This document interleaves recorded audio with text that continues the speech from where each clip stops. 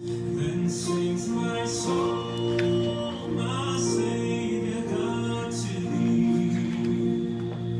How great thou art, how great thou art.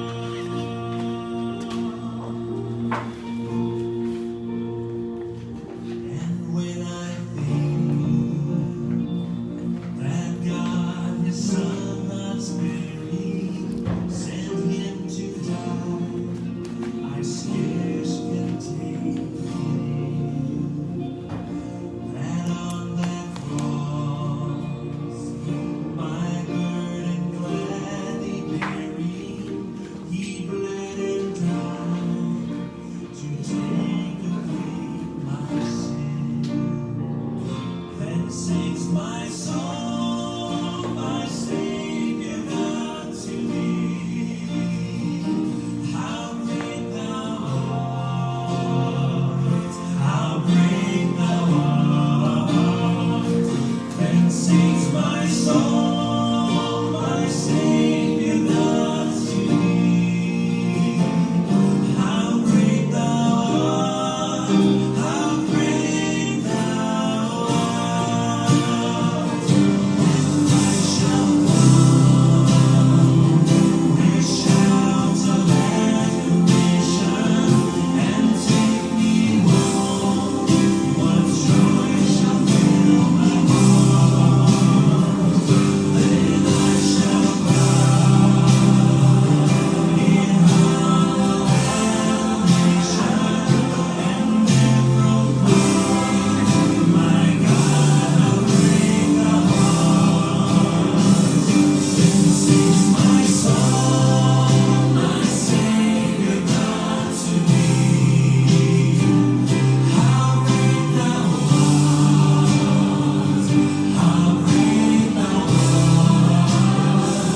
Then sings my soul, my Savior God to thee.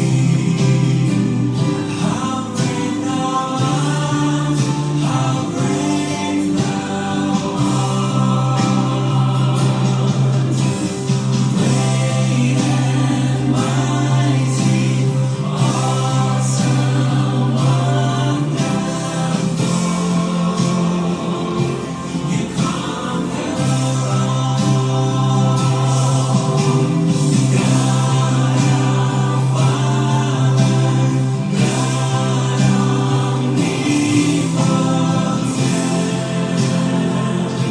you reign on great and mighty, awesome, wonderful. You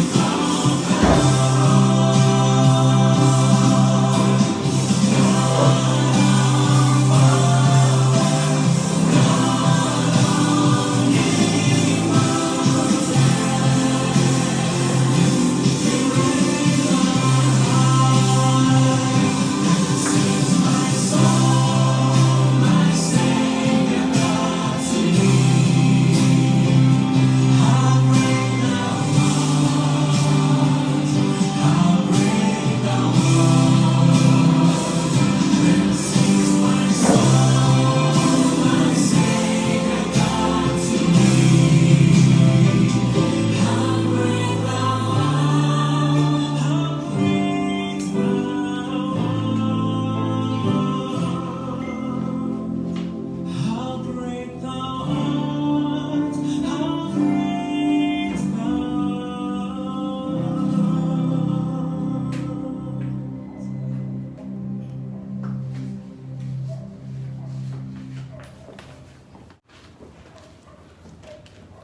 Alright, good morning sa ating mga kasamahan sa gawain ng Panginoon. Praise God at tayo muli ay nagkaka-fellowship, hindi nga lang po sa pamamagitan ng physical at nakikita natin bawat isa, pero but sa live stream, meron po tayong other ways or option para ituloy po ang gawain ng Panginoon Diyos. Ano po, dahil sa mga nangyayari sa ating kapaligiran, At ang gawain ng Diyos kailanman ay hindi magpapapigil at hindi kailanman mapipigil ng sinuman. Amen?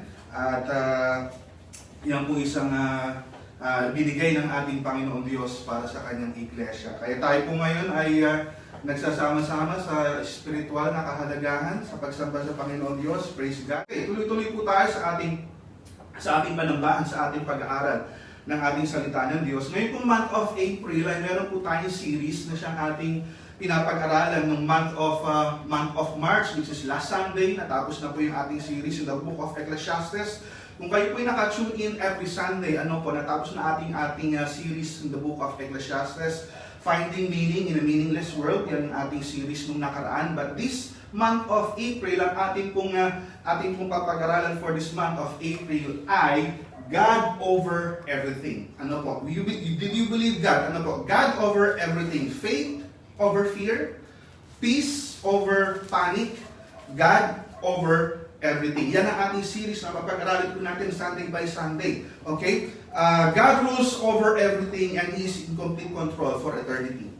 Ako'y naniniwala na ang Diyos ay kontrolado niyang lahat.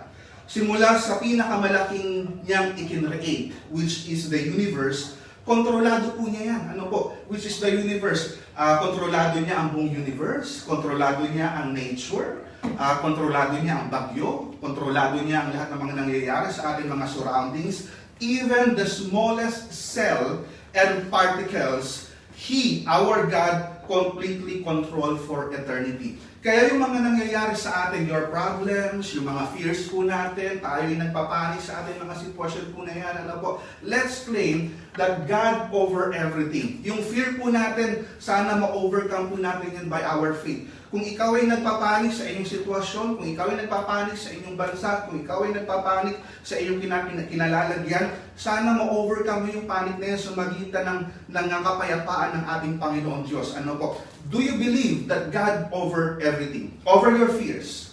Do you believe that God over everything, over your problems? Do you believe that God over everything sa iyong finances, sa iyong debts, sa iyong pangangailangan pang financial? Do you believe that God over everything, over this epidemic na nangyayari worldwide, this COVID-19 na virus? I believe that God over everything. At kung ito yung pinakamaliit na smallest particles ay kontrolado ng Diyos, ito pa kayang maliit na virus ay hindi kayang supuin ng Diyos. Ito pa kayang maliit na epidemya na tumatakot sa lahat ng mga tao. Internationally, worldwide, Kristiyano man o hindi, lahat tayo natatakot po dyan.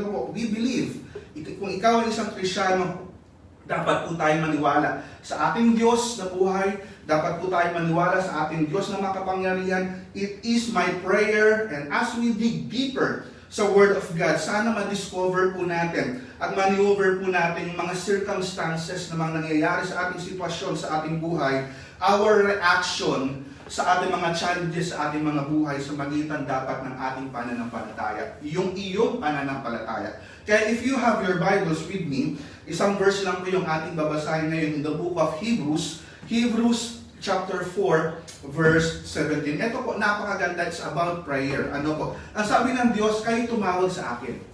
At ako'y naman ay bibigyan sa inyo. Maraming mga verses sa Bible, sa salita ng Diyos, ay laging sinasabi ng Diyos, manalangin kayo sa akin. Ako'y tutugon sa inyo. Ako'y tutulong sa iyo. And let's claim this verse. Hebrews chapter 4, verse 16. Ang sabi dyan, let us therefore come boldly unto the throne of grace. Inaanyayaan ka na manalangin sa Kanya, sa Kanyang trono ng iyong biyaya. Atin po siyang ma-encounter sa magitan ng ating panalangin, that we may obtain mercy, and find grace to help in time of need. Purihin ang Panginoon Diyos, tayo po muna ay manalangin, samahan niyo ako sa magitan ng ating panalangin. Let's pray. Panginoon Diyos, marami pong salamat, Ama, sa umagang ito na inyo pong ipinagkaloob po sa amin. Kahit po kami malayo, physically, o may mga tinatawag na social distancing, Panginoon Diyos, pero nagkakaisa po kami. Nagbubuklod-buklod po kami sa magitan ng aming pananampalataya, sa magitan ng aming Espiritu, O Diyos, nagkakaisa kami sa umagang ito. And as we worship you, Lord, Sana po Panginoon Diyos, and I pray Lord na mangusap kayo sa bawat mga puso na mga nakikinig, sa bawat mga puso Panginoon Diyos na nanonood, at lumalim kami sa aming pananampalataya sa iyo, at sa magitan po o Diyos ng aming panalangin sa iyo, magkaroon po kami ng confidence Panginoon Diyos. Maraming salamat sa sandaling ito na binigay niyo po sa aming Panginoon. Pagpalain mo kami, protektahan mo kami Panginoon Diyos, at ingatan mo kami, hindi lamang po kami na nandito sa Macau, ang aking mga kapatid, kundi ganun din ang aming mga pamilya, ang aming mga mahal sa buhay na malayo po sa amin, O God. Ikaw po, Lord, ang mag-protect at mag-seal, Panginoon Diyos, by your precious blood, O God. This I pray, in Jesus' name, Amen and Amen. I believe prayer is very important to Christian. Okay? Ang panalangin ay isa sa pinaka-importante sa buhay ng isang Kristyano. Tinatawag daw po ito katulad ng isang backbone ng isang mananampalataya. Ang isang backbone, di ba, ang backbone po natin, yan yung nagsusupport sa atin, yan yung nagsusupport sa atin pag tayo tumatayo o naglalakad. Okay? At ganoon din kapag tayo umuupo, yan yung pinaka-spinal po natin, nagpapagalaw sa ating body. Ganoon din daw po sa ating spiritual life. Prayer is very important to Christian. It is the backbone or spine of our spiritual life. Pero ang tanong, kapag ang isang Kristiyano ay mahina ang kanyang panalangin, kapag ang isang Kristiyano ay hindi nananalangin at take for granted niya ang panalangin sa kanyang buhay, paano na yung backbone niya? Siguro mahina. Siguro mayroon tinatawag na, ang tawag doon, yung mahina yung backbone niya na lagi nakayupo na ganyan, hindi makapag-sit erect, hindi makalakad ng gusto, mahina ang support ng kanyang body. Ganun din sa isang Kristiyano. Kung ikaw ay merong lacking or naglalaksa sa prayer, ganun din, meron ka rin problema siguro sa iyong backbone o sa iyong spiritual life. Prayer is an act of worship that glorifies God and reinforces our need to Him. Kaya ang sabi nun sa ating text this morning in the Hebrews chapter 4, verse 16, Let us therefore come boldly unto the throne of grace, that we may obtain mercy and find grace to help in time of need. Mahalaga sa buhay ng isang Kristiyano ang panalangin. Yan po yung sinasabi sa salita ng Diyos. Meron nga pong isang kwento patungkol sa isang pastor doon sa kanyang iglesia, sa kanyang church, sa kanyang neighborhood. Meron po silang problema itong community ng church po na ito. Yung katabi po nilang kapitbahay doon sa church location po nila ay merong bar or merong diskuhan. Kaya kapag nag-gather po sila, talaga nadi-distract po sila. Kaya sabi nung pastor, panalangin natin mga kapatid during the prayer meeting. Panalangin natin mga kapatid ng ating kapitbahay po na ito ay lumipat ng ibang lugar para yung ating kinakasakupan, yung ating lugar o yung ating area ay medyo maganda yung ating atmosphere, medyo maganda yung ating location. Kasi hindi magandang tignan, nakatabi ng church sa isang diskuhan, katabi ng isang church sa isang bar na gano'n. So nagkakaroon po sila ng prayer meeting at ito ang madalas na kanilang ipinapanalangin. Isang araw, ang bar po na yun o disco po na yun, bigla na lang merong lightning, kidlat, tinamaan yung bar na yun, tinamaan yung diskuhan po na yun, nasunog po yung establishment po na yun. Laking gulat po nung may-ari ng bar, sabi nila, ito ay kagagawan ng church ng aming kapitbahay na ito. So sa madaling salita, hinablan nung owner ng bar na yun at humantong dun sa korte, demandahan, po. So ito ang nakarating doon. So sabi nung judge, bakit mo hinahabla ang church community na ito, ganito, ganyan. Sabi naman nung may-ari ng bar, sabi niya, ako po'y naniniwala, sabi niya sa kanyang judge, ako po'y naniniwala na ito po ang suspect, ang promotor, o kaya nasunog ang aking bar, ang aking business, ang aking establishment. Ang suspect ko, sabi niya, mahal na hukom ay yung pastor o yung community ng church na ito. Sabi naman nung tinanong naman ng judge yung pastor bilang isang leader. Sabi niya, totoo ba ito na ikaw ang suspect, ikaw ang promotor, kaya nasunog ang bar na ito? Sabi niya, itong business nito. Sabi naman ng pastor, sabi niya, hindi po kami ang may kagagawan po niyan. Mahal na hukom. So sabi naman nung judge ulit, binalik niya dun sa may-ari ng establishment na yon, na business na yun. Sabi niya, ako naniniwala na talaga po siya ang mayroong kagagawan. Ano naman ang iyong ebidensya? Ang sabi nung judge dun sa businessman na yun. Kasi po, mahal na hukom, narinig ko po sila during the prayer meeting, nananalangin po sila ng aming bar o aming diskuhan ng aking business ay mawala na doon sa aming kinalalagyan ng location. Therefore, sila po ang suspect ko. Ganyan. So, nag-isip yung judge muna ng ilang mga minuto. At ang sabi nung judge sa kanyang filing, sabi niya, I can't believe what I am hearing right now. Right in front of me is an owner who believes in the power of prayer and pastor who doesn't. Ano po? So nakikita niyo po yan, ano po? Isang hindi naniniwala, isang unbeliever na naniniwala sa kahalagahan ng panalangin. So balit yung pastor po na yun, ano po, na matagal nang kanilang ipinag-pray, ano po, hindi maniwala sa panalangin po nila na mayroong kasagutan. Yung nga lang po ay nasunog, ano po, hindi naman nila ini-intend po yun. The application is, the truth is, some Christian atheists believe in God, but they don't believe in prayer. Do you know what is atheist? Ang atheist ay isang tao na hindi naniniwala sa Diyos. At ako po din naniniwala na mayroong mga Kristiyano na Christian atheists. They believe in God, but they don't believe in the power of prayer. Are you getting me? They came to believe that prayer works, ano po, pero sa magitan ng kanilang action, sa magitan ng sa kanilang mga pananaw sa kanilang buhay, parang hindi makita sa kanilang buhay na walang kapangyarihan ng kanilang ipinapanalangin sa Panginoon Diyos. Tulad ng ating kalagayan ngayon, takot pa rin sa COVID-19, sa virus. Pakiramdam, kapag may mga ganyan, pakiramdam natin, o pakiramdam mo, ikaw na rin mismo ang merong sakit. Hindi ba nakakaturete, katatapos mo lang mag-pray, feeling mo, meron ka na naman takot na ganyan, inaatake ka pa rin ng worry, inaatake ka pa rin ng anxiety, inaatake ka ng fear, inaatake ka ng doubt. Where is your confidence? Ano po? Kapag tayo nanalangin panampalatayanan mo, gaano man kalaki ang iyong problema, have faith in God. Kahit hindi pa nangyayari ito sa iyo in advance, ano po, sa ngayon, ano po, maniwala ka na ibibigay na ng Panginoon Diyos in advance, and that is the confidence.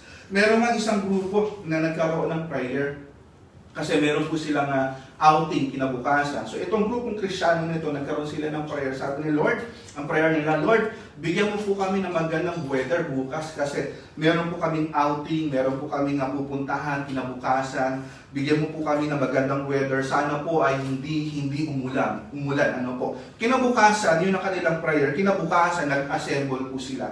Ang sabi ng mga grupong mga Christian, sabi niya doon, bakit ka nagdala ng payong? Ang sabi naman nung kasama niyang Kristiyano, in case umulan, at least ready ako. Diba? Kaya, nakita niyo yun, ano po, parang walang kaanuhan, confidence sa kanyang prayer life. Or the truth about prayer is, ang kahalagahan ng panalangin is, kung maunawaan lamang ng Kristiyano, ang beauty ng prayer, napakasarap makipag-usap sa Diyos. Napakasarap manalangin sa Diyos. Napakasarap ang pakiramdam na nakikipag-usap ka sa Panginoon Diyos. Kaya, yung po ang beauty ng prayer. Kaya, ano po sa atin kanina, sa ating text this morning, in the book of Hebrews, inaanyayaan tayo. Gano'n man kalaki ang ating problema, gano'n man kalaki ang iyong sitwasyon, ano man nangyayari sa buhay po natin, sabi ni God, tutulungan po tayo ng Diyos. At ang Panginoon Diyos po natin, ang ating Panginoon ay merong mercy. And He will help us in time of need. Kaya, God over everything. Faith over fear, peace over panic, and God over everything. Una, ano makikita po natin this morning, mga kaibigan at mga kapatid? Number one, prayer doesn't not change God, but it changes Him who prays. Habang ikaw ay nananalangin sa Diyos, araw-araw, bawat sandali, at ito ay naging habit na sa iyong buhay, na laging nakikipag-usap sa Panginoon Diyos. Ano po? Okay? Nagiging habit mo yan. Prayer changes you. Okay? Alam niyo nung sumabog ang virus, nung sumabog ang COVID-19, lahat ng tao binabaliwala ang virus na ito. Isn't it? Hindi ba? Nung nandito tayo sa Macau, akala na, ano lang yan, lamig lang yan, okay, laki lang yan. Parang ano lang yan, parang trangkaso lang yan, binabaliwala natin yan eh. Hindi ba? Pero nung nakikita natin na nag-i-spread unti-unti, at talagang dumadami ang mga na-affected, naapektuhan at nagiging worldwide na talaga ngayon. Ano po, ang daming nagkakasakit, ang daming namamatay, binabaliwala natin ngayon. And listen to me, ngayon sa ating sitwasyon ngayon, ano po, binabaliwala natin lang ngayon yan. Pero alam mo yung ginagawa ng tao ngayon? People became prayerful. Right? Ang tao nagiging prayerful na. Kung walang epidemya, ang tao hindi mananalangin. Okay? Kung walang epidemya, okay? Kung walang epidemya, kung walang trahedya, hindi luluhod sa Diyos ang tao. Kung walang sakit, hindi tatawag sa Diyos. Ganun ang tao eh. Okay? Kaya I believe, ito ay pinahintulot ng Diyos. Okay? Hindi naman niya i-allow ito eh, kung hindi naman dumaan muna sa Kanya eh. The fact na nangyayari sa ating buhay ito, He allows it. At meron siyang purpose kung bakit, ano po, para makilala ng buong daigdig na merong Diyos na buhay. Okay? Kung nagkasakit siya, okay, at kung nagkaroon siya ng COVID-19, kung nagkaroon siya ng virus, kung naging positive siya, okay, sumabog na lahat ng mga trahedya sa buong daigdig, sumabog ang Taal Volcano and every nagkaroon ng lindol o nagkaroon ng sakit, ang sigaw ng tao, kanilang panalangin ay ganito, Diyos ko po. At yung pagsigaw ng Diyos ko po, tulungan niyo po kami. Yan ay pagsigaw din ng panalangin ng isang tao sa Diyos. Okay? Kaya some say, prayer, if you have a problem, if you have a big problem, pray a big prayer. Kapag meron kang problema, manalangin ka. Kapag meron kang malaking problema, manalangin ka rin ng malaking prayer. At kapag meron kang malaking problema, dapat ganoon din. Manalangin ka rin ng malaking prayer sa Diyos. Are you getting me? Kaya this is what prayer is all about. If you have a need, and if you are in trouble, you are anxious about everything, lahat ay pinoproblema mo, natatakot ka, nagpapanik ka, alright? Prayer is putting oneself in the hands of God. Sinasabi mo lamang, Panginoon Diyos, nagawa ko ng lahat. Panginoon Diyos, nagamit ko na lahat ang aking mga resources, nilapitan ko na po lahat ng mga tao na dapat ay tutulong sa akin. Panginoon, pagod na po ako, pinapakubaya ko na sa iyo ang lahat. Panginoon, tulungan mo po ako. That is prayer. Right? Kaya this COVID-19, itong virus na ito, merong purpose behind the scene. Merong purpose behind the scene. Kaya tingnan nyo, nung nagkaroon ng quarantine internationally, dito sa Macau, meron din quarantine. Sa Pilipinas, lalo na. Sa ibang mga parte sa buong daigdig, meron din sila mga self-quarantine o pagka-quarantine sa kanilang mga different places. Okay? Nung nagkaroon ng quarantine, meron time ang family sa bawat isa. Di ba? Nag-assemble sila na gano'n. Nagkaroon ng time. Dati, busy sa work, walang time sa bawat isa. They assemble in one place. Nagkaroon sila ng family together, ano po, yung mga matitigas ang ulo, marunong nang sumunod sa batas nila yun. Panalangin po natin yung mga matitigas ang ulo. Ikaw ba isa sa mga matitigas ang ulo? No? Lalo na sa Pilipinas, ano po, ayaw magpasabit sa batas ng gobyerno. Ano po, ngayon sumusunod na sa batas. Nagkakaroon ng bayanihan. Okay, nagkakaroon ng bayanihan, kontribusyon ng mga tao dahil merong krisis sa iba't ibang mga lugar. Ito yung time na nagkakaroon ng tulungan sa bawat isa, no? May mga I praise God doon sa mga NGOs na mga civilian na talagang gumagawa ng mga face mask para i-distribute dun sa mga taong wala dahil kulang ang produksyon. Ano po, gumagawa din yun. Ano po, kaya praise God dun sa anak ni Sister Cora sa Pilipinas, talagang may mga tahiyan na nagdi-distribute na gano'n, no? So example po yan, marami din mga ibang mga tao na gano'n din, ano po, nagkakaroon ng bayanihan, ano po. Hindi lang po yun na yung katulad ng mga medical clothing and protection, meron din ako nakita na talagang gumagawa rin. Nung first time na sumabog ang COVID-19 sa Pilipinas, ang dami mga frontliners na talagang nalagas ang kanilang hanay dahil kulang ang kanilang kasuotan. Merong mga nagtahi, merong mga nagbigay voluntarily, ano po, at magandang makita na ang bawat mga tao ay nagtutulungan. Okay? Kaya, mahalaga ang panalangin, mga kaibigan. Mahalaga ang panalangin, mga kapatid. Okay? At ganoon din sa atin, ipinapanalangin natin ating bansa, ipinapanalangin natin ang ating sitwasyon. Ano po? Dahil we are engaging sa battles na ito, na ang kalaban po natin ay hindi po natin nakikita. Lahat po tayo ay sundalo. Okay, lahat po tayo ay sundalo. I remember during the time of Israel in the Old Testaments, yung mga soldiers at mga armies ng mga Israelites noon, kapag makikipagdigmaan sila sa mga Philistines, yung mga chariots po nila, yung kanilang mga generals, those are frontliners. Okay? At meron din po silang mga prayer warriors na tinatawag. Nananalangin itong mga grupong prayer warriors po nila dun sa isang kwarto, interceding dun sa kanilang armies at sa kanilang mga generals na manalo po ang kanilang pakikipaglaban dun sa kanilang kaaway. And I believe this is what we are doing, FIBC. Amen? This is what we are doing, FIBC. We pray as one. We pray until something happens. Huwag po kayo magsawa, Pastor, ilang linggo na ba tayo nananalangin ng gano'n? Huwag po kayo magsawa na manalangin. I praise God kasi kung minsan mag-update ako noon every 3 hours, minsan nakakalimutan ko mag-update, mag-post ng gano'n. 3 o'clock na, ganito, post ko ng ganito. Dahil busy sa trabaho, meron naka-alarm din yung mga kapatid po natin, sila na rin din nag-volunteer at nagpo-post din sa ating group chat. Ito po yung ating advokasya. We are spiritual frontliners interceding to God. Amen? Yung mga doctors and nurses and medical aides needs our prayers. At ini-include po natin yan hindi lamang sa bansang Pilipinas, ini-include po natin yung prayer po na yan hindi lamang sa lugar ng Macau, pero ipinapanalangin po natin yan worldwide, internationally. Sila po yung mga nasa frontliners. Tayo rin po ay sa frontliners din in spiritual terms. Okay? Kaya ang Diyos po ay handang tumulong sa atin. Buhay ang ating Diyos. At sa oras ng kalamidad, sa oras ng ating emergency, sa oras ng ating pangangailangan, ang Panginoon, ang ating Panginoong Jesucristo handang tumulong po sa atin. I remember in the book of Mark chapter 6, na sinabi po dito, in the book of Mark chapter 6, naalala niyo yung panahon na yung mga disciples ay they encounter a perfect storm sa kalagitnaan ng dagat. And Jesus was not with them.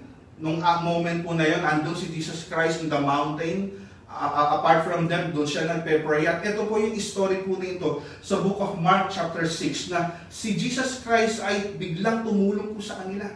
Sa moment na kanilang pangangailangan, sa moment na kanilang emergency. Ito po yung story in the book of Mark chapter 6 verse 45 hanggang verse 50. And straightway, He constrained His disciples to get into the ship and to go to the other side before unto Bethsaida, while He sent away the people. Hinayaan po niya mga disciples na sumakay ng bangka. Pinagpilitan, sabi ng constrained, pinagpilitan na isakay ni Jesus Christ. Kahit sabi ng mga disciples, Lord, gusto po namin sumama sa iyo, gusto po namin dito sa lugar po ito. Pero sabi ron, He constrained His disciple to get into the ship. Ipinisakay po niya, and go to the other side before unto Bethsaida, while He sent away the people. Verse 46, ang sabi ron, and when He had sent them away, He departed into the mountain to pray. Hindi kasama si Jesus Christ. Nasaan si Jesus Christ noon? Wala sa ship. Wala sa barko, kasama ng mga disciples, naandun si Jesus Christ sa mountain at nananalangin. Kanino siya nananalangin? Of course sa Diyos. Para saan ang kanyang panalangin? Para sa kanyang mga disciples. And goes to verse 47, and when the even was come, the ship was in the midst of the sea, and He alone on the land. Nananalangin si Jesus Christ, mag-isa lamang doon. Okay? Nagkaroon ng malaking bagyo ang mga disciples habang naandun sila sa kalagitnaan ng dagat. Ano sabi doon sa verse 48? And He saw them toiling. Nakita ni Jesus Christ. Isipin niyo ang layo, no? Paano ang isang ordinaryong tao na katulad natin at katulad ni Jesus Christ na makita niya distance doon sa kalagitnaan? Nakita niya na ito yung kanyang mga disciples. He saw them toiling and rowing, for the wind was contrary unto them, and about the 4th watch of the night, He cometh unto them walking upon the sea, and would have passed by them. And then let's continue on, verse 49. But when they saw Him, that Jesus was walking upon the sea, they supposed it had been a spirit, and cried out. Verse 50, for they all saw Him and were troubled, and immediately He, Jesus, talked with them, and saith unto them, be of a good cheer, it is I, be not afraid. So sabi ni Jesus Christ, ako ito. And sabi ron, sa context po na yan, pinatila ni Kristo Jesus ang malakas na bagyo na yun. Ano po, sabi ni Jesus Christ, peace be still and the wind cease. Ang sabi niya sa malalakas na mga alon na yun, peace be still, at yung alon na malalaking mga alon na yun, na naging napakalimak po niya. Kaya God is over everything. Okay, walang bagay na hindi kontrolado ng ating Panginoon sa Kristo. Amen. Amen? Kaya kahit na yung universe, isipin ko yung universe, gaano kalawak. Ano po, even the nature obeyed Him.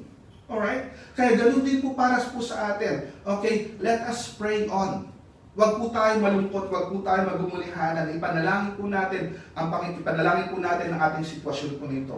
Alam po, ano man ang iyong kinalalagyan, ano man ang iyong needs, you kneel down. You kneel down to pray. Okay? Because I believe when life gets too hard to stand, kneel and pray. Amen? Kapag ikaw ay pagod na nakikipag-ispadahan sa problema, nag-struggle sa mga challenges na iyo, at pagod ka ng tumayo, you just kneel down for a while. Rest, and you pray. Hindi man natin mabago ang sitwasyon sa ating kapaligiran, habang nasa espiritu ka ng panalangin, God will change you. God will change yung perspektibo ng iyong buhay. God will change po mga kapatid ang iyong mindset. Dahil nag-i-enjoy ka sa panalangin, my best definition about prayer is simple. Prayer is communicating with God. Prayer is communicating with God. The prayer, kita niyo, the prayer of the godly people in the Bible times, are straightforward and honest.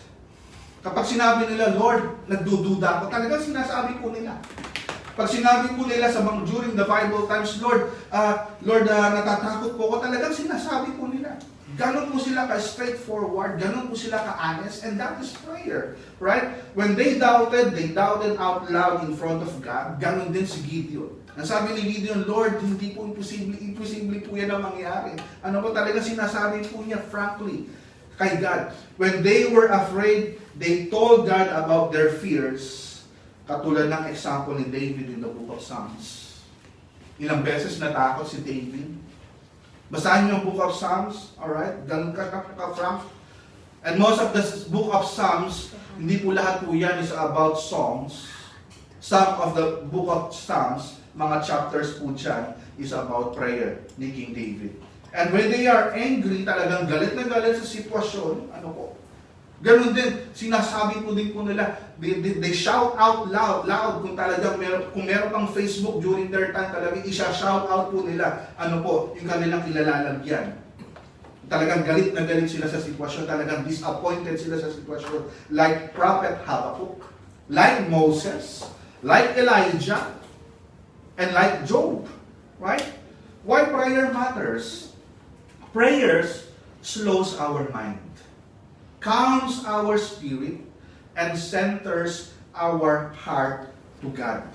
It removes our mind from the culture sa mga consumptions around us, para matakot po tayo at hinihiwalay tayo ng panalangin ng prayer para makapag-concentrate sa ating Diyos. Kaya prayer is a win-win preposition. It centers my heart and attention on what it is important. And that is our prayer, and that is your prayer. It forces my eyes to focus on the invisible rather than the visible. Kaya kapag ikaw ay feel ka ng prayer life sa buhay mo, you don't see things na visible, you see things impossible. Nasabi mo, mangyayari rin yan, matatapos din yan. By faith, I know. Why? Because my God is alive. Amen? Kaya prayer, malaking bagay po yun. It changes you. Okay? Pangalawang bagay na makikita natin this morning is prayer is constant communication. Prayer is constant communication. Prayer is our greatest Christian privilege. But we may all admit, it is our greatest failure. All of us need to learn to pray more and to pray better. Okay? Ito po yung madalas na ating failure, that we neglect, you neglect prayer sa iyong buhay. Sabi ko nga kanina sa introduction, it is your backbone. It is your spine. Katulad ng iyong body. Kapag ang isang tao ay paralyzed, yung spine niya, meron ng problema, hindi na makagalaw, hindi na makalakad. Yung backbone mo, hindi ka makalakad ng erect. Okay? You have a problem with bone. Ganon din sa iyong spiritual body. Okay? Na nag-i-strength sa atin. Kaya it is our greatest failure kasi nani-neglect po natin. Nani-neglect ng isang Kristiyano ang kahalagahan ng panalangin sa kanyang buhay. In the book of Hebrews 4:6, yan ang sabi, let us come boldly. Let us come boldly unto the throne of grace. Tayo inaanyayahan ng Diyos na lumapit sa Kanya. Tayo inaanyayahan ng Diyos na manalangin sa Kanya sa Kanyang trono ng Kanyang biyaya, the throne of grace. Like a close friend, na meron kang confidence na sabihin o makipagkwentuhan sa iyong kaibigan. Meron ka bang kaibigan na close? Hindi ba madalas nagkikwentuhan kayo, madalas nagbibiruan kayo, o madalas naglalaitan pa kayo? Hindi ba? Kasi close kayo eh. Pero meron kang confidence na gawin yun, makipagbiruan, meron kang confidence na i-joke siya, okay? Kasi meron kang confidence, and papaano kung isang friend na yun ay hindi mo close? Makakapagbiro ka ba kung hindi mo siya close? Hindi lahat ng kaibigan close mo. Hindi ba? Meron mga kaibigan na kaibigan mo lang by name. Meron kaibigan na kaibigan mo lang by face. Okay, casual. Pero we're talking about close. Diba? Hindi ka makakapagbiro sa isang tao, sa iyong kaibigan na hindi mo ka-close, hindi ka makakapagbiro. Kasi alam mo kung bakit, baka suntukin ka ulit. Baka suntukin ka, baka ano. Hindi ka pa pwedeng gumawa ng gano'n. Ibig sabihin, lahat ng iyong bibigkasin sa isang pangkaraniwan na kaibigan mo na hindi mo close, hindi mo pa pwedeng bigkasin. Di ba? Pero sa isang kaibigan na very close mo, pwede. At yun yung sinasabi ng the throne of grace, kapag meron kang confidence kay God, close as a friend, or a best friend, pwede kang makapagkwentuhan sa Kanya, sabihin mo kung anong nilalaman ng iyong puso. Sabihin mo kung anong kulay ng iyong problema, sabihin mo kung anong sitwasyon na meron ka. Okay? God wants you to communicate with Him all the time. Hindi lamang tuwing morning, nakakain ka ng breakfast, Lord, thank you for the food. Hindi lamang every lunch at mananalangin ka before mo i-partake yung lunch, magpe-pray ka. So you pray 3 times a day. Hindi yun eh. Sabi ni God, God wants you to communicate with Him all the time. God wants us to talk to Him most of the time. And I praise God kasi meron tayong 24/7, we communicate with God. Every 3 hours. Kasi in the book of Thessalonians 5:17, ang sabi ng pray without ceasing, ang ibig sabihin ng pray without ceasing, never stop praying. Pastor, ibig sabihin po ba niyan, wala katapusan? Pag ilawak ng manok in the morning, magsisimula ka ng manalangin, tapos hanggang gabi, non-stop ka magpe-pray, walang katapusan, walang period. Hindi yun ang aking sinasabi. Ibig sabihin, you have to pray always. Hindi sinabing non-stop, continuous. Okay? Yung sabi, pray without ceasing, it means never stop praying. Never quit on praying. Never give up on praying. Be thankful in all circumstances, for this is God's will for you who belongs to Jesus Christ. Kaya hindi lang pala ang problema ang ipinapanalangin sa Diyos, kundi in all circumstances. Kung ikaw ay masaya, pumalakpak, nagkatangan, gano'n, di ba? Kung ikaw ay masaya, you thank God. Kapag na-promote ka, you thank God. Kapag na-increase ka sa salary, you thank God.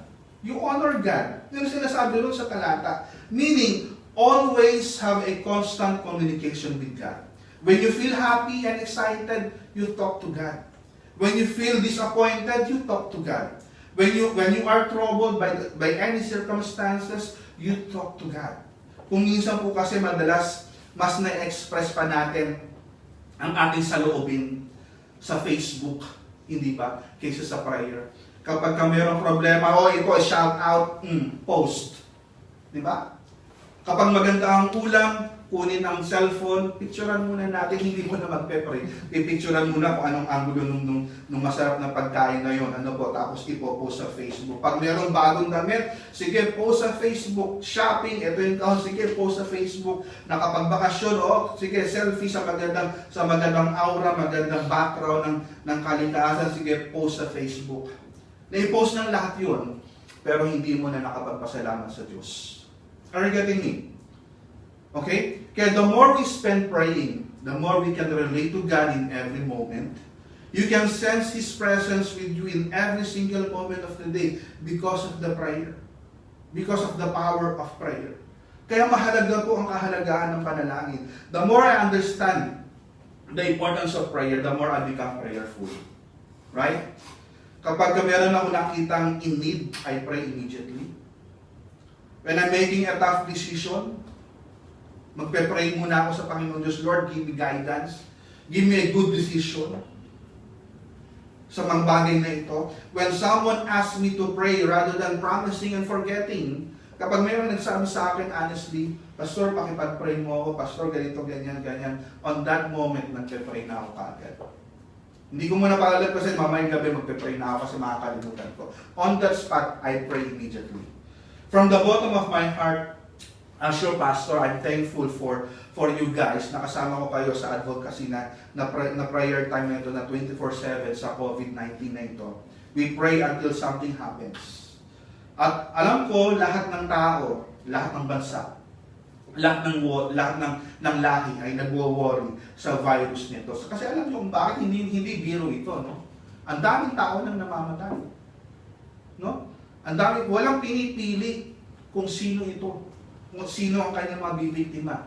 Matanda, bata, profesional o hindi. May trabaho, walang pinipili ang epidemya pong ito. Kaya po tayo mayroong panalangin. Ano po, kaya tayo mayroong panalangin. Nagwo-worry sa mga virus na, pero sabi ni God, come to me in prayer, bring it to me. Kaya nasabi ron, don't worry about everything. Natural, bilang isang, sino bang hindi nagwo-worry? Honestly, ako din yung nagwo-worry. Umubo nga lamang si Sister Dory, nagwo-worry ako. Umubo nga lamang si Riria. Dito, matching lang kasama ko dito sa bahay. Nung bumating si Dale, praise God, nandito kasama na namin si Dale. Yan, no? Dumating si Dale, spread muna namin ang alcohol. Maligo ka muna. Every time na matatapos sa trabaho, maliligo. Sino hindi nagwo-worry? Okay? Natural na mag-worry as a human being. Pero kung mabuhay ka sa mundong worry, that's the problem. Nagiging Christian atheist ka na. Kaya sa abroad, don't worry about everything, kaibigan. Don't worry about everything, but in everything, through prayer and petition with thanksgiving, let your request be made known unto God. The verse tells us not just to pray. Okay? Kasi merong prayer na ritual lamang eh. Ano yung ritual na panalangin, nakabisado, ganito, ganyan, no? But to pray more. Yun ang sinasabi ng talatang ito, sa details ng talatang na ito. Details ng iyong buhay, sabihin mo sa Diyos. Plano mo, sabihin mo sa Diyos. God doesn't want His people to shoulder burden alone. But instead, i-share natin kay God. Okay, sa Panginoon po natin. Ano man ang inaalala mo sa buhay, ano man ang iyong mabigat na problema at kalagayan mo sa buhay, sa sitwasyon natin ngayon, o sa sitwasyon mo ngayon, you may need healing from your body. Yung finances mo man ay malaki, ang iyong responsibilidad para mo-overcome mo ang iyong pangangailangan. Siguro ito ang iyong need, siguro ito yung iyong worry, you may need healing from your body. Ito siguro ay problema sa iyong relasyon, sa iyong marriage life, o merong conflict sa iyong relationship, whatever it is, my friend, share that burden to God. Siya lamang ang tutulong sa iyo. And if you put your faith in God, God will help you. Nothing is too big to God. Nothing is too big or too small to discuss with God. And no problem is too great for Him to handle. And no sin is terrible for Him to forgive. Ang buhay po natin bilang isang Kristiyano ay walang halaga kung hindi po natin kasama ang ating Panginoon Jesucristo sa ating buhay natin. Nothing about our lives is insignificant with Him. Kaya prayer is a two-way communication. Tayo nananalangin sa Diyos, nagko-communicate kay God, and God is listening through our prayers. All of us need guidance, approval sa ating mga prayers, sa ating mga prayer requests, and be sensitive how God communicates to you. Kasi it's a two-way communication. Ikaw, tayo ay nananalangin sa Diyos. At si God din naman, hindi lang siya nakikinig, kundi nagsasalita din siya. At paano natin naririnig ang kanyang tinig? Kung ikaw lang palagi ang nagsasalita. Hindi ba kapag tumatawag tayo sa ating telepono, di ba? Ikaw lang palagi ang nagsasalita at hindi mo marinig yung kausap mo dun sa kabila, nakasilent siya na gano'n. And you are wondering, naka-online ba siya? And you are wondering, nakikinig ba siya dun sa mga instruction na sinasabi mo? At sasabihin mo, hello, nakikinig ka ba? Naririnig mo ba ako? Hello, choppy ka, hindi kita marinig. It's a two-way communication. Okay? It's a two-way communication. The same thing with God. God speaks us in many ways. Through His Word. Through the Bible. Okay? Through the sermon messages sa church ng pastor. Okay? Through paano makikipag-usap si God sa'yo? Through Christian music. Listening to Christian music. You feel His presence. Okay? Through other people. Through circumstances or event of our lives. Those are some ways na pwede makipag-communicate si God sa atin through prayers. Are you getting me? Hindi lamang ikaw ang nagsasalita. Ang Diyos din gumagamit ng ibang kaparaanan, tao, event, pangyayari sa ating buhay para makita mo kung anong kalooban ng Diyos sa iyong buhay. In our prayer, God guides us, comforts us, bibigyan ka niya ng kapangyarihan para makita niya ito at makita mo ito. Okay, mga pagkakataon sa atin. Kaya let us listen to Him. Be sensitive sa kanyang tinig. Pangatlong bagay na makikita natin this morning, God is faithful to meet our needs. Trust Him. Ang Diyos po natin ay faithful. Ang Panginoon po natin ay matapat. Maniwala ka sa Kanya. Doon sa main verse po natin kanina, in Hebrews chapter 4, verse 16, pansinin yung sinabi ron, and find grace to help in time of need. Siya po'y handang tumulong sa atin sa oras ng ating pangangailangan in time of need. Agad-agad mismo, doon sa sitwasyon na meron ka, let us therefore come boldly unto the throne of grace, that we may obtain mercy and find grace to help in time of need. Kaya in time of need, mismo sa oras po na yun. The truth of the matter is, ang hirap talagang maghintay, hindi ba? Di ba? Alam niyo kung bakit ang hirap maghintay? Kasi nakakainip. Kapag naghihintay ka, nakakainip. Kapag naghihintay ka ng oras, nakakaasar. Lalo na yung mga katagpo mo ay hindi mismo on time doon sa tagpuan ng lugar, tagpuan ng araw na yun, tagpuan ng oras na yun. Napakahirap maghintay, nakakainip, nakakaasar, at nakakairita. Hindi ba? We hate to wait. Nawawalan ka ng pasensya. Naranasan mo na rin maghintay. Sabi mo, itong time ha, magkikita tayo bukas sa San Malo. Ito ang time ha, magtatagpo tayo sa Jollibee. Open naman Jollibee, open na Jollibee. Meron kang discount eh. Please, okay? Kung pupunta kayo ron, take out na lamang. Okay? Okay? Para safe. So, punta kayo doon sa lugar na yun, meron kayong tagpuan time. Hindi sumipot. Sabi nyo, okay, 5 minutes, baka na-traffic lamang, ganito, ganyan. Saan ka? Lumagpas siya ng 5 minutes, sabi, bigyan pa siya ng 15 minutes.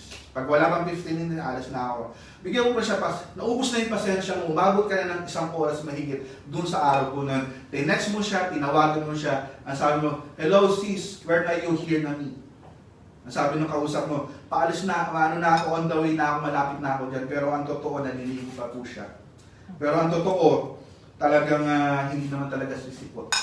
Hindi ba? Ang hirap maghintay. Nakakainip, nakakawalan ng pasensya. Have you ever been there sa job hiring, hindi ba? naghahanap ka ng trabaho. Ang hirap maghintay, di ba? Na kung ikaw ay tatawagan ng HR, magkakaroon ka ng trabaho. Siguro tatawag ito, mga ilang week lang, umabot ng week, months. Yung months umabot ng taon, wala pa rin, di ba? Ang hirap maghintay. Ganun na lang, sa flight na lang natin sa Pilipinas, going to Philippines, di ba? Excited kung umuwi sa Pilipinas para magbakasyon, talagang todo make-up ka, talagang nakapundasyon ka pa, talagang naka-gear ka, ang ganda ng aura mo, sabi ng PA, sabi ng announcement, sabi your flight has been delayed, ganito ganyan, ng 30 minutes, 30 minutes lang naman na yun, umabot ng 5 hours. Yung itsura mo, wala na, yung eyeliner mo nandito na sa pisngi mo. Di ba? Nagkaluray-luray ka na. Hindi ba? Para kang ni-rape. Di ba? Ang hirap maghintay, nakakainip. Di ba? Ganun din sa sitwasyon din po natin. Di ba? We may not know when this epidemic na matatapos. We don't know. I don't know. Walang sino man na nakakalam kung kailan ito matatapos. But I believe matatapos din ito. Okay? Makaka-discover din ng gamot. Okay? But God is the one na magbibigay ng wisdom dun sa breakthrough ng laboratory na yun. Okay? Hindi tao, of course tao, nag-i-invent, minimix nila yung mga medisina, dapat nilang mga gagawin. Kung ma-discover man yun, one day, yung antidote na yun na ating ipinapanalangin, it is not human ang naganon. Well, of course, tao, but God gave that person, that team, okay, that scientist na yun, medical scientist, medical professional na yun, na may discover yung antidote na yun dun sa laboratory na yun. It is God alone. Amen? Sa virus na ito, na ating kalaban, kahit gaano katagal itong labanan nito, we are all soldiers in this kind of battles. Hindi po mismo talaga ang mga sundalo. Lahat po tayo ay all soldiers in this kind of battles na hindi po natin nakikita ang ating kaaway. Okay? Meron mang tinatawag na frontliners, mga doctors and nurses. Listen people, we are also frontliners, spiritual frontliners in this kind of battles. We are interceding, we are praying to God that one day masusugpudin po ito. Keep on praying, Christians. Keep on praying, church. Keep on praying, FIBC. You know why? Because our God is faithful to meet our needs. Trust Him every day. I challenge you to pray to our Almighty God na ang Panginoon ang siyang merong kapangyarihan to destroy this virus. Sa sitwasyon po natin ngayon, araw-araw, naniniwala ako ang Diyos po natin na buhay ngayon ay naandun pa rin, nakaupo pa rin sa trono dahil siya pa rin hanggang ngayon ang Diyos ng mga Diyos, hari na mga hari. At kailanman hindi niya i-abandon ang kanyang trono bilang isang hari. Magkaroon man ng epidemya, magkaroon man mga bagay na kaguluhan dito sa buong daigdig, our God, our Almighty God will be there na tutulong po para sa atin. This epidemic matatapos din ito because our God is a powerful God. Amen. There is nothing too difficult for Him. You know why? Because our God, your God, my God is a faithful God. Amen? Pag sinabing faithful means God never fails. Kailan ba natalo ang Diyos? Hello? Kailan ba siya na-defeat? Never.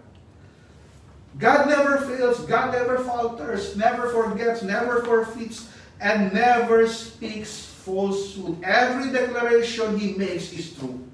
Every promises na sinabi niya ay nagkakatotoo. Every covenant na kanyang ikinet, na kanyang pinangako, na kanyang i-declare, kanyang tototohanin. When God made a promise, He will keep. In your distress call, God will respond to you. Katulad ng mga piloto, distress call means mayday, mayday. Sigaw ng pilot, napacrash na ang kanyang airplane. Sisigaw siya ng mayday, mayday. Yun ang distress call. What is your distress call in your life? God will respond to you. In times of need, He will help you. In times of your battles, He will fight for you. Bakit? He is a faithful God. Faithfulness of God is the basis of our security. Amen? Amen. Faithfulness of God is the basis of security. Is the basis of security. Ang katapatan ng Diyos sa ating buhay at pangangailangan natin araw-araw ay siyang pundasyon. Pundasyon po ng ating buhay sa atin. Siya lamang ang ating maaasahan sa oras ng kawalan. Siya lang ang ating maaasahan na tutulong sa atin. Matutulungan tayo ng ating mga kaibigan. Ang tanong, hanggang kailan sila tutulong? Matutulungan tayo ng ating mga magulang hanggang kailan ang kanilang tulong sa atin. They will may abandon man tayo, di ba? Iiwan man tayo din nila sa ating mga buhay. But kailanman ang ating Diyos, hindi po tayo i-abandon. He is faithful. He is forever faithful. What is your distress call? What is your distress call in your life?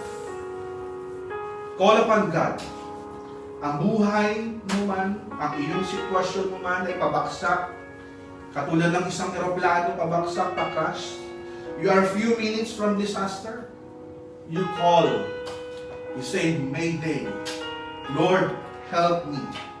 God will help you. God will fight for you. God will fight for us. Why? Because we have a faithful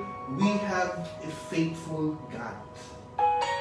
Many Christian atheists believe in God, but they don't believe in prayer. They believe in God, but they don't pray. They believe in God, but they don't enjoy praying. Therefore, you are Christian atheists. The truth is, God of the universe is ready to hear from us. God will answer our prayers. Keep on praying. God is always there. Ano yung mga problema mo sa iyong buhay? Ano ang iyong needs? Are you hurting? Like King Hezekiah? Are you wavering your faith? Call upon Him. If you feel alone, ask Him to comfort you and His presence. O hindi mo pa nakilala si Kristo Jesus bilang Panginoon sa iyong tagapagligtas, you're not sure if you're going to die right now, you're going to heaven or not, make it sure before your time ends. Wala kang ibang gagawin kundi magpakumbaba sa Kanya. At this very moment, sabihin mo, Lord, nagkasala ko sa iyo. Alam ko yun. Humbly admit it. And Lord, binubuksan ko ang aking puso. Naniniwala ko sa iyong buktong anak na siya ang namatay sa krus ng Kalbaryo in behalf of me na dapat ako'y parusahan. But you provided the way. By your faith and by your repentance, sabihin mo sa Kanya, Panginoon, pinagsisisihan ko ito. And by faith, Lord, I accept Jesus Christ as my Lord and personal Savior. Come into my heart, indwell me by your presence. Seal me by your precious blood. Wash me, wash my heart, my sinful heart, by your precious blood, and make me a child of yours. Alam mo, because kung ginawa mo yan, ang pangako ng Diyos, hindi niya kanyang karapatan na maging anak ng Diyos. Gawin mo yan bago mahuli ang lahat. Mahal ka ng Diyos.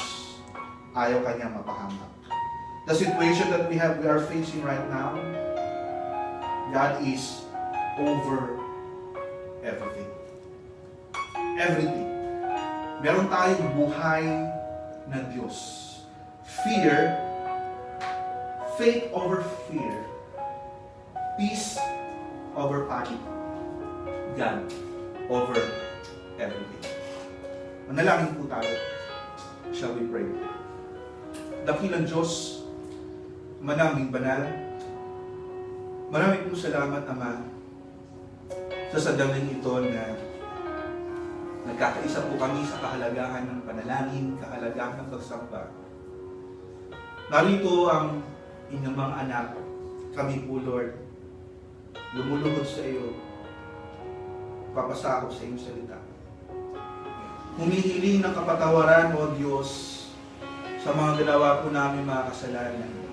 Sa buhay po namin bilang isang Kristiyano, na we neglect ang kahalagahan ng panalangin sa aming buhay as a Christian. Lord, palakasin mo, Panginoon, ang aming prayer life upang sa ganon, ang aming backbone ay maging healthy, ang aming spiritual backbone ay maging healthy. Ang aming spine, Panginoon Diyos, makagalaw po kami. At kung minsan, Lord, oh God, we admit na no-overcome kami ng fear, no-overcome po kami ng worry, nagiging anxious po kami, Panginoon Diyos, and we worry anything, oh God. Ang aming spiritual life paralyzed because of prayer. Because of we believe in you but we don't have faith in prayer, oh God. O Panginoon Diyos, tulungan mo po kami na makipagbata. Tulungan mo kami, Panginoon Diyos, na labanan ang aming sitwasyon, ang aming emotion, ang aming sitwasyon, O God, ang aming body, O God. Naniniwala kami na Ikaw ang Diyos, Diyos na makapangyarihan sa lahat. At lahat na mga nangyayari sa sanlibutan po na ito ay kontrolado mo lahat. Kung paano mo kontrolado ang universe, ang nature, O God, even the small cell, even the small particles, O God, you control everything, Panginoon Diyos, and eternity, O God. Kaya Lord, pinapagkatiwalaan ka namin sa aming buhay, sa aming sitwasyon sa ngayon. Kaya dalangin namin po, O God, Panginoon, ang buong daigdig, O God, na lumuluhod sa iyo, nananalangin sa iyo. Ikaw lamang ang Diyos na buhay, Panginoon Diyos, na pwedeng makapag-lift up ng virus po nito, O God. Lord, we submit to you, Lord, humbly. Heal our land. Heal our place, Panginoon. Protect the frontliners, Panginoon Diyos. Mga doctors, mga nurses, mga medical aides, O God, na tumutulong, medical helper, O God, na naandun sa hospital, na nagdudugtong ng buhay, tumutulong sa mga tamang infected, O God. And sometimes, sila rin po, Panginoon Diyos, ay nababawasan ng kanilang anay. Panginoon, ingatan mo po sila. Ganyan din ang aming mga leaders, Panginoon Diyos, dito sa Macau, ang aming mga government leaders. Sa ibang mundo po, Panginoon Diyos, different countries, different nation. Ganun din sa aming bansa, Panginoon Diyos, sa bansang Pilipinas. Give our leader, protect our leaders, O God. Give them wisdom and knowledge that come from you, O Father. Kapag di-decide at magpaplano, in the long term, Panginoon, kung paano makafight ang virus at epidemic po dito for the good of the people, for the good of the citizen. O Lord, Panginoon Diyos, ganyan din ang pagkakaisa ng bawat tao. Tutunan po na nawa, Panginoon Diyos, ng buong daigdig, ng buong tao, ng bansa sa government, dahil wala po silang ibang kapakanan, Panginoon, kundi mapabuti ang bawat mga buhay ng mga mamamayan. I pray, O Lord, na ito ang kapanahunan na manumbalik ang mundo sa iyo, na sumunod po sa iyo at lumukod, na mayroon Diyos na kontrolado ang yan. Ganun din, Panginoon, ang aming mga pamilya sa Pilipinas, sa ibang lugar, na hindi kasama ng aming mga mahal sa buhay, ang aming mga kapatiran dito sa Macau, Panginoon Diyos. Lord, protect them, O God. Seal them, Lord, by your precious blood. Tulad, Panginoon Diyos, nung araw, nung kapanahunan nila Moses, nung dumating ang death of the firstborn, ang instruction mo sa mga Israelites, pahiran ng kanilang doorpost ng blood, ng tupa, Panginoon. At ang death of the firstborn ay lalagpas kapag nakita ang bahid ng dugo na yon sa pintuan, O God. Gayun din, Panginoon, sa amin. Pinapahiran po namin ito ng iyong precious blood, O God, sa aming doorpost ng aming mga family, Panginoon. Protect them, Lord, and shield them by your precious blood, O God. Gayun din, Panginoon Diyos, I'm thankful, bless the people, mga FIBC, Panginoon Diyos, na mayroong pagkakaisa sa ganitong klaseng advokasya, Panginoon, sa panalanghinan. Pagpalain mo sila, Panginoon, sa pagsusuport ng inyong gawain. Hindi lamang, Panginoon Diyos, morally. Nandun ang kanilang support, nandun ang kanilang pag-ibig sa gawain ng Diyos, sa gawain po ninyo, dito po sa Macau. Ganon din, Panginoon Diyos, financially. Pagpalain mo sila, Panginoon Diyos, sa kanilang pag-ibig, paglilingkod po nila sa iyo, Panginoon.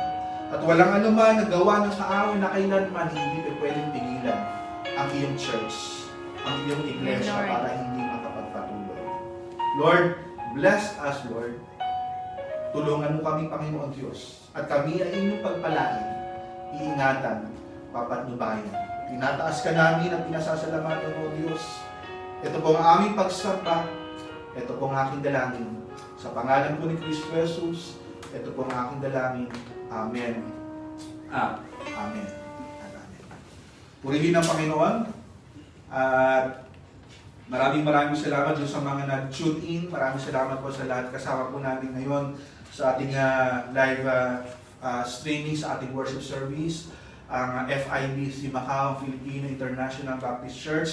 Alright, kung hindi naman po kayo nakapagpanood during the live or meron kayong mga ginawa na late po kayo, panoorin na lang po ninyo sa replay, naka-post po yan sa ating Facebook Live or sharing. Okay, maraming salamat sa sandaling ito. Keep on praying, guys. At hindi po tayo titigil. We pray as one.